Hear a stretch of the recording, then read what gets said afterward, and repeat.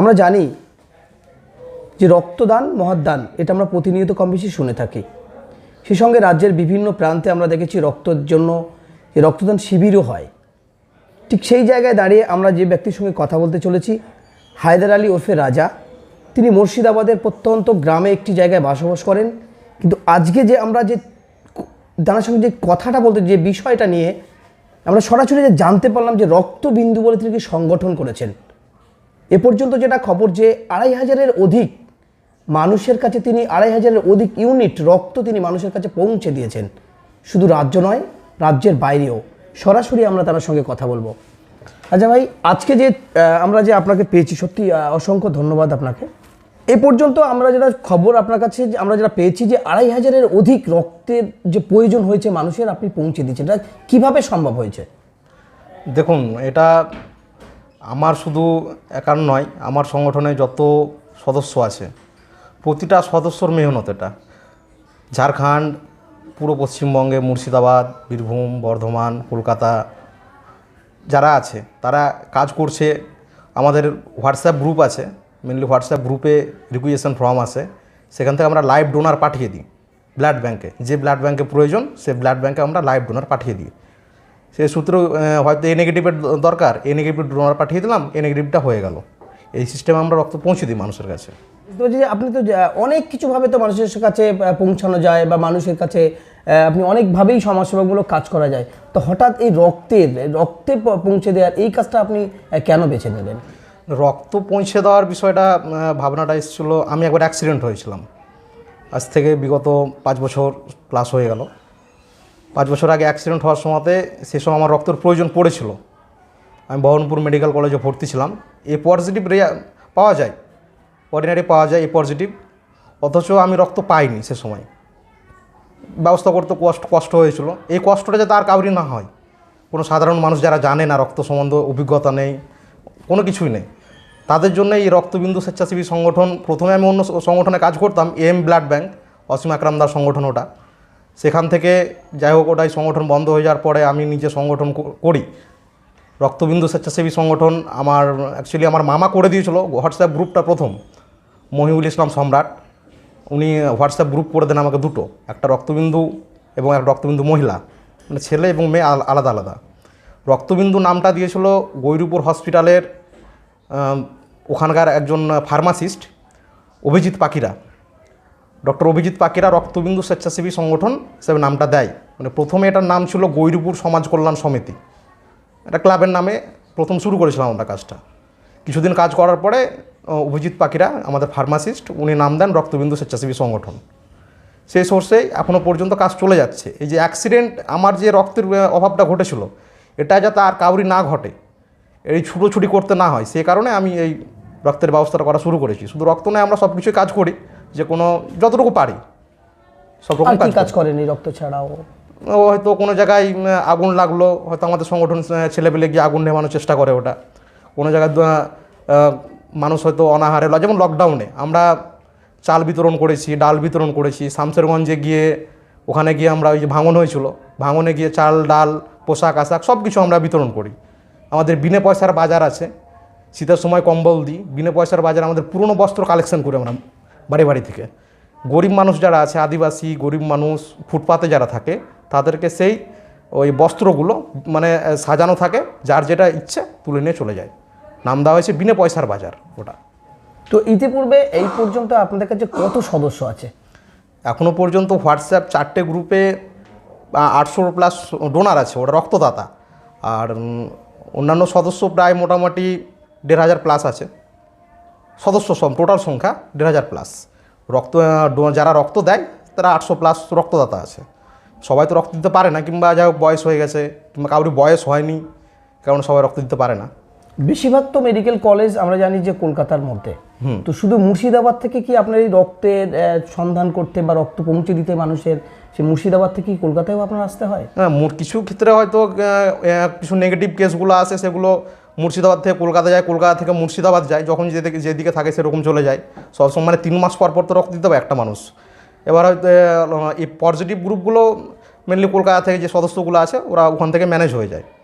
নেগেটিভগুলো একটু ছুটোছুটি করতে হয়, কারণ নেগেটিভ খুব কম হয়, যে কোনো নেগেটিভ গ্রুপ। তো এটা আপনারা কীভাবে পৌঁছে দেন? আমরা রিকুয়েশন, আমাদের কাছে রিকুয়েশন ফর্ম আসে হোয়াটসঅ্যাপে, রিকুয়েশন ফর্ম দেখে পেশেন্ট পার্টির সঙ্গে আমরা কথা বলি, কথা বলার পরে হয়তো এ পজিটিভ দরকার হলো, এ পজিটিভের ডোনার পাঠিয়ে দিই আমরা ব্লাড ব্যাঙ্কে। পেশেন্ট পার্টির সঙ্গে কন্ট্যাক্ট করার পরে সে ডোনার গিয়ে পেশেন্টকে দেখবে, দেখার পরে রক্ত দেবে, কোনো পয়সা করি কোনো কিছু নেবে না, সে চলে আসবে। এর জন্য কি যে ডোনার যে আপনার রক্ত দেন, দেওয়ার ক্ষেত্রে কি তাদের কাছ থেকে আপনার কিছু সাহায্য বা আপনাদের যে খরচটা হয় বা রক্ত সংগ্রহ করতে যে খরচটা হয় ডোনার, তারা কি কিছু পয়সা বা কোনো আর্থিক সাহায্য? না, আমরা কোনো পেশেন্ট পার্টির কাছ থেকে আমরা কোনো কিছু নিই না।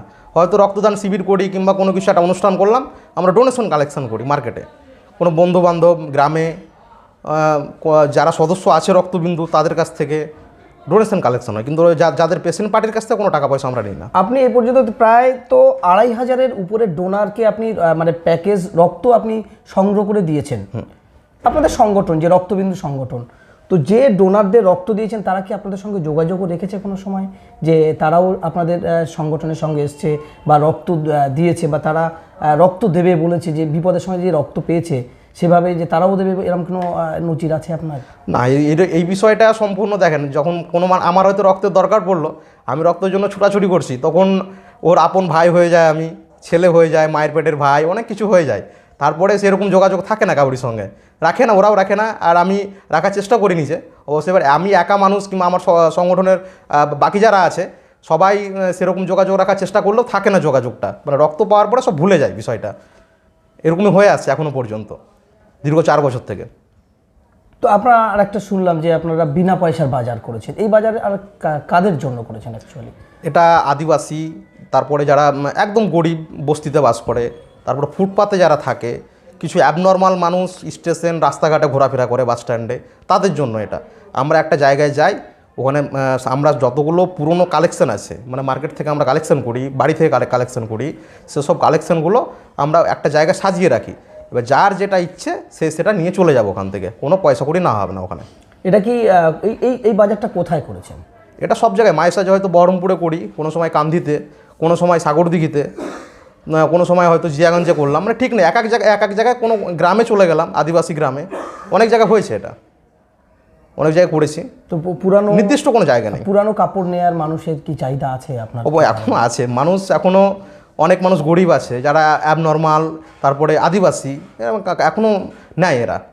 তো আপনি তো যে ঘুরে ঘুরে কাজ করেন, যেটা বলছেন যে পুরানো বাজার করেছেন বা রক্তের চাহিদা মেটান, যে মানুষের রক্তের প্রয়োজন এটাই আপনি মেটান, কিন্তু আপনার জীবনটা চলে কিভাবে? আপনার তো কিছু একটা করা লাগে। আচ্ছা, আমি লকডাউনের আগে পর্যন্ত আমার একটা ব্যবসা ভালোই চলছিল, বিজনেস ছিল ভালো, কিছু চায়না প্রোডাক্ট আসতো, সেগুলো আমি হোলসেল রেটে সেল করতাম ওটা।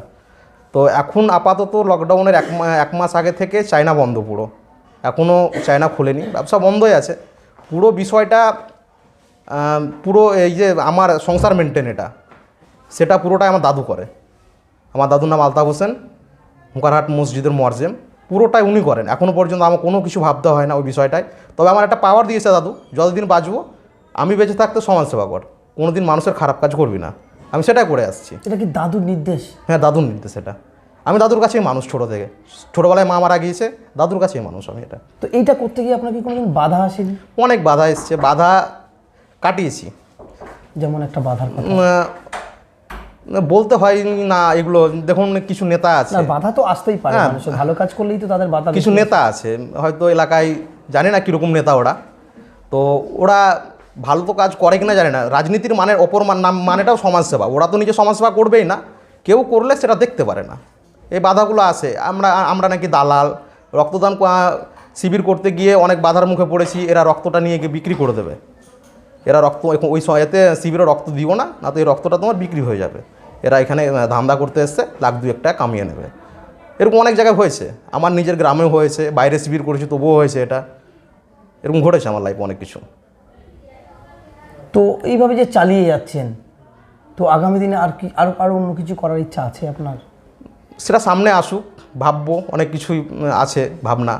এই যে হয়তো আমার একটা ভাবনা আছে যে মানুষকে খাওয়ানোর বিষয়টা, গরিব মানুষ যারা আছে, ফুটপাতে অ্যাবনর্মাল মানুষ, বস্তির মানুষ, এদেরকে অন্তত সপ্তাহে 1 দিন, যারা অপুষ্টিতে ভুগে কিছু বাচ্চা থাকে, তাদেরকে, কিছু টিবির পেশেন্ট আছে, এদেরকে অন্তত সপ্তাহে 1 দিন এক এক জায়গায় এক এক দিন হয়তো কিছু খাবার মার্কেট থেকে চাল ডাল কালেকশন করে এক জায়গায় রান্না করে ওদেরকে খাওয়ানোর ব্যবস্থাটা করার খুব ইচ্ছা আছে।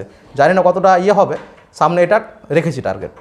খুব এমার্জেন্সি হয়ে গেল, দেখা যাচ্ছে যে রক্তের এই মুহূর্তে প্রয়োজন, তো রক্ত তো সবসময় সংগ্রহ করা যায় না, প্যাকেজ থাকে না, সেক্ষেত্রে আপনারা কী করেন? খুবই এমার্জেন্সি যখন রক্তের প্রয়োজন পড়ে যায়, এমার্জেন্সির খাতিরে হয়তো বহরমপুরে এমার্জেন্সি একটা বি নেগেটিভ রক্ত লাগবে। বহরমপুরে আশেপাশে যে বি নেগেটিভ ডোনারটা আছে, আমাদের সংগঠনের প্রতিটা সদস্য সক্রিয় সব সময়ের জন্য। ওরা যে কোনো সময় যে কোনো কিছু করতে পারে। আমি যেমন সক্রিয়, আমার প্রতিটা সংগঠনের প্রতিটা সদস্য সক্রিয়। ওরা সব আমার মতোই কাজ করে। ওদেরকে যখন যেটা বলি, রাত 12টা 1টা 2টো, যখন যেটা বলি, যেখানে রক্ত দিতে যেতে বলি চলে যায়। নিজের তেল ভরে নিজের গাড়িতে নিজে যাবে, ওখানে গিয়ে রক্ত দিয়ে চুপচাপ চলে আসবে, পেশেন্টের সঙ্গে দেখা করে। কোনো টাকা পয়সা নেবে না, কোনো কিছু করবে না। এটা আমাদের সংগঠনের নীতি। এটা এভাবে চলে আসছে আমাদের দীর্ঘ 4 বছর থেকে সংগঠনটা এভাবে চালিয়ে আসছে এখনো তো পর্যন্ত। আপনাদের সংগঠন আছে, তার তো আর্থিক কোনো প্রয়োজন আছে, সেটা আপনারা কীভাবে পূরণ করেন? এটা ফ্রেন্ড সার্কেল থেকে রক্তবিন্দু স্বেচ্ছাসেবী সংগঠনের সদস্যরা, ওদের ফ্রেন্ড, আমার ফ্রেন্ড, আর কাউরি ফ্রেন্ড মিলে এই যে একটা ডোনেশন কালেকশন করি। যেহেতু আমাদের এখনও রেজিস্ট্রেশন হয়নি, তো আমাদের কোনো সরকারি অনুদান এখনও পাইনি, সড়ো অনুদান পাইনি। এই 5 টাকা, 10 টাকা, 2 টাকা, 3 টাকা, 100 টাকা, 500 টাকা, 1000 টাকা, এভাবেই কালেকশন করে আমরা চলে আসছি এখনও পর্যন্ত। মানে সড়ো অনুদান এখনও পাইনি, আশায় আছি কোনো দিন হয়তো পাবো, তখন আরও বড় কিছু ভাববো। বাংলাতে আপনারা রক্ত দিয়েছেন, পশ্চিমবাংলার বাইরে যে কোথায় কোথায় আপনারা রক্ত পৌঁছাতে পেরেছেন সেটা যদি একটু বলেন। ঝাড়খণ্ডের কিছু অংশ, মানে রামপুরহাট পেরিয়ে যে ঝাড়খণ্ডটা পড়ছে, ঝাড়খণ্ডের কিছু অংশ, পুরোটাই নয়। অ্যাকচুয়ালি এই 4 বছরে যেটুকু এগিয়েছি এটুকুটা, এর বেশি এখনও পর্যন্ত সময় মানে দিতে পারছি না। সময় আস্তে আস্তে হবে, এটা আমার আশা আছে। একদিনও হবে না হয়তো, তার কিছুদিন সময় লাগবে, এই বিষয়।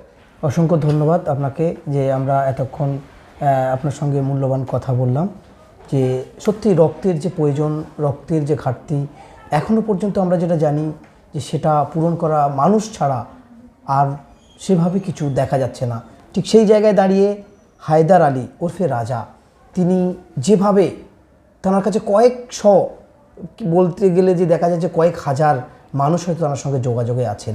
তিনি এই পর্যন্ত 2500 মানুষের শুধু রক্ত, শরীর বা অর্থাৎ মানুষ দ্বারা তিনি রক্ত দিয়ে পৌঁছেছেন হসপিটালে, কোনো স্বার্থ নয়, বিনা স্বার্থে। ধন্যবাদ আপনাকে। আধুনিক মানসম্পন্ন উচ্চমানের শিক্ষা প্রতিষ্ঠান তারবিয়া ক্যামব্রিজ ইন্টারন্যাশনাল স্কুল এখন আপনার এলাকায়। আপনার সন্তানের আদর্শ ভবিষ্যতের জন্য একমাত্র ঠিকানা তারবিয়া ক্যামব্রিজ ইন্টারন্যাশনাল স্কুল। আমাদের লক্ষ্য প্রতিটি গ্রামে আমাদের শাখা তৈরি করা। আপনার কি কোনো 1000 স্কোয়ার ফুটের মতো ঘর আছে? যদি সেটি স্কুলের জন্য দিতে চান তাহলে আজই যোগাযোগ করুন স্ক্রিনে দেওয়া নাম্বারে। আমাদের ঠিকানা 5/1 Gorachand lane, park circus, Kolkata.